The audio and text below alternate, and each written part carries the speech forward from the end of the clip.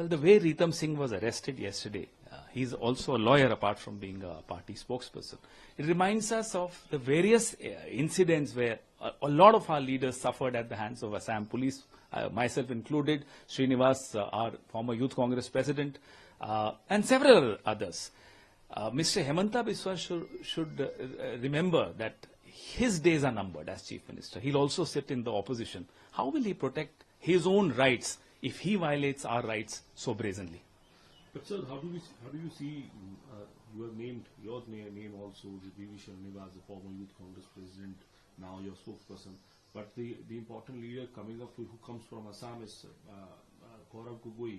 He has also been targeted by the Assam. Also very clearly shows how nervous Hemanta Biswa Sarma is. He's trying to scare Gaurav Gogoi. Gaurav Gogoi is a blue-blooded congressman. He can never get afraid of Hemanta Biswa Sarma. 10,000 Hemanta Biswa Sarmas can't do a thing. And so, how do you see because there is a in the national education policy, the clashes between the DMK and the other allies of the. Was there a consensus building exercise done before they brought in the NEP? Did they discuss the language formulations, the language formula with all the stakeholders? Every single state of India is a stakeholder. Every single union territory of India is a stakeholder. India doesn't just belong to one party. It belongs to every citizen of India. Whether you speak Tamil, whether you speak Telugu, whether you are a Hindu or a Muslim, everybody is a citizen of India. So consensus building is something which the BJP is absolutely not good at.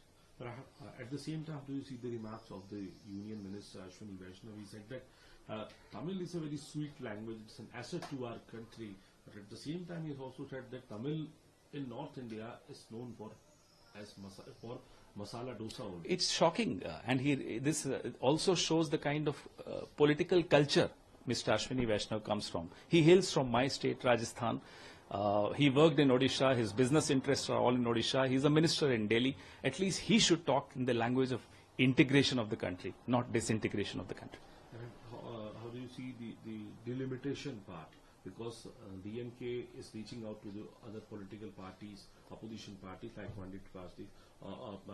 Have they approached the Congress party?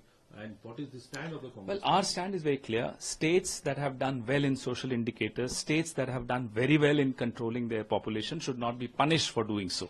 They should in fact be rewarded for doing so. If the seats of southern India get reduced because they've controlled their population, then I'm afraid no other state will have the incentive to control population or to do better in social indicators.